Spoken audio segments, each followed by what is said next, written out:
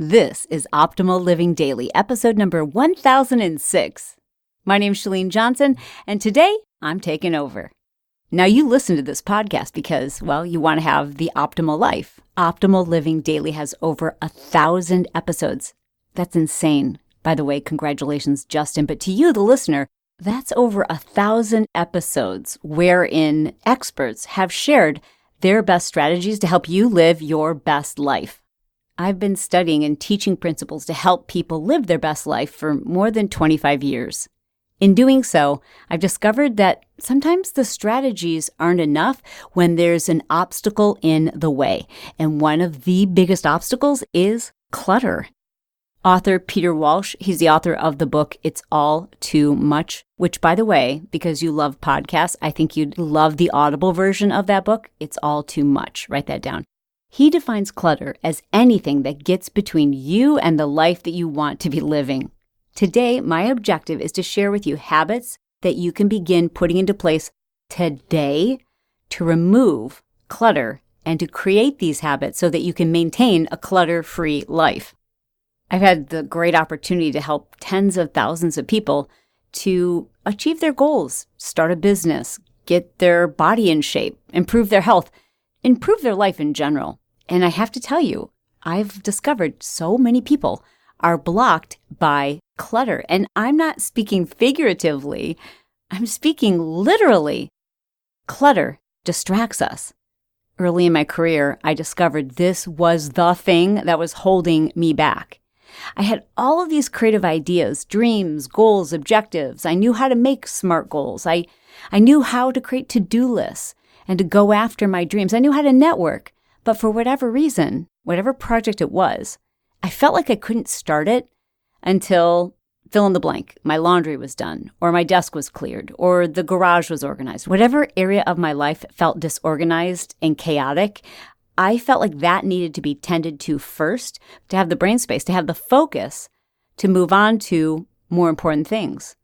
Well, as you and I both know, if you don't have a system or the habits to maintain a clutter-free life, your life is forever cluttered. And there I remained, stuck. I consider myself a very organized person. I've always felt that I'm very organized. But there was a time at which I was organized, but also the queen of clutter. I didn't know how to not have clutter. I didn't have systems.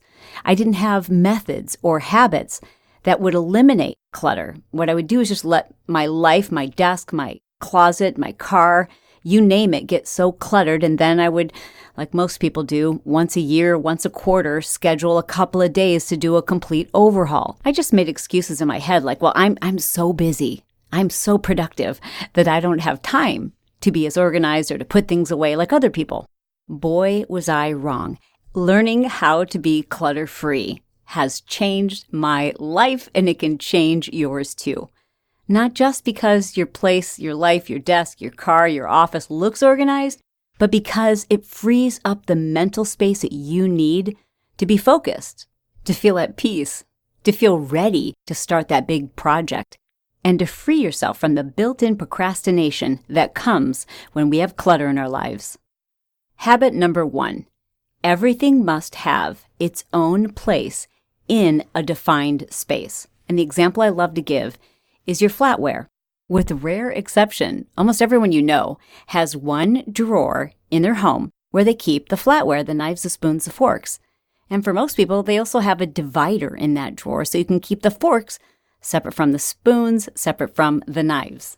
This is a system. It's a place where everyone knows they can find the flatware. Go into someone else's kitchen, you can probably even guess what drawer has the flatware.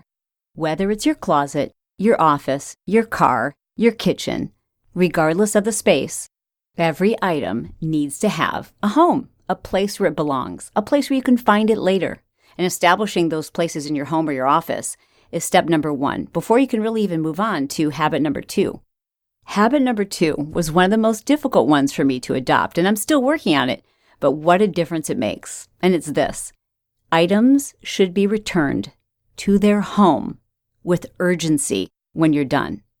I know what you're thinking. Well, I'll just do that later because I need to rush out the door. You see, it's not returning to the mess that's the problem. The problem is that clutter is in your subconscious. It's still there. So it's interfering with whatever it is you're rushing out the door to do. We're simply doing ourselves a disservice when we think we're saving time by waiting to do these things later. Get in the habit of returning things to their home with a sense of urgency. Habit number 3 is to notice when things are out of place, when you see something that doesn't belong. It's not in its home. How many times have you walked past an object, like something that you've thought to yourself, why doesn't anybody pick that up? Now, this habit is much easier to enforce when you have the cooperation of your office mates and or the people in your household. And it may take some time, and it may take regular reminders. But every time you walk past something that doesn't belong where you're seeing it, it sticks in your subconscious mind. It's a distraction. Your brain has to do something with it. So get in the habit of every time you see something that's not in its proper home, take action. Do something about it. Either you return it to its proper place, and or you have a conversation about expectations and how much more organized everyone will feel if we all kind of abide by these same rules and guidelines. Everything has a home and everything should be returned to its place. The next tip I have for you is kind of a mantra, and it is, some is better than none. Oftentimes we look at big projects like a completely disorganized garage or a closet that needs a total overhaul, and we think to ourselves, this is so big, I'm not even going to start. Big or small, some is better than none. To be honest, most days when I'm getting ready, I don't love the first outfit that I decide to try on. I end up trying on like 3 or 4 or 5 or 6 or 8 outfits before I decide on what I want to wear. In the past, I would just drop my clothes on the floor. I'd be in a rush, and I would think to myself, oh gosh, there's so much on the floor now. I'll just do this tonight when I get home. But that pile would get bigger and bigger and bigger. And with that mantra in mind, some is better than none, what usually happens like 9 out of 10 times is I go to quickly rehang those 8 things, assuming I'm only going to get through 2 or 3 of them. And lo and behold, I did have enough time to rehang all 8 of them. Now I don't have to worry about a messy closet hijacking my focus. As you begin to think about clutter in your own home, in your office, in the laundry room, in your car, in your trunk, in your garage, I want you to think about all of those areas that it's just driving you nuts, that it's so disorganized, that there's so much clutter, and it feels like it's going to take forever to get through it. Really allow your frustration to bubble up a little bit. It's a really big deal. It might be the thing that's holding you back from starting a new business, or leaving a toxic relationship, or getting serious about your health. Clutter might just be robbing you of the life that you deserve. Now, I'm sharing with you tips to help you stay organized and get things back to their place, but the bottom line is the more stuff you have, the harder it is to manage clutter. We need less stuff. When we learn to let go of things, what we're allowing ourselves to do is move forward. Things that we're holding on to, that means we're holding on to the past. That's how we stay stuck. And so much of that comes from a scarcity mindset. We're afraid at some point we might need this thing, and we stick it in a drawer only to move it from home to home to home for decades out of fear of being without. Now, if I'm going to be honest, the habits and the tips I've shared with you today, they'll work in any situation, but they're so much more effective if you start to apply them after you've done a major purge. And almost everyone I meet needs to do this. Now, if you struggle to do that, you're in luck, because I did a 4-part series on my own podcast show. It has been an honor to serve you here on Optimal Living Daily. I, too, have a podcast. It's called The Chalene Show, and we talk about everything from health and fitness, diet, parenting, relationships, organization, goal setting, and productivity. If hanging on to things, organization, and clutter are a challenge for you, one of the most popular series I've ever done on The Chalene Show revolved around clutter. It's a lighthearted 4-part series that walks you through every step to create clutter-free organization in your environments. You can find those episodes by searching the terms Chalene Show and clutter.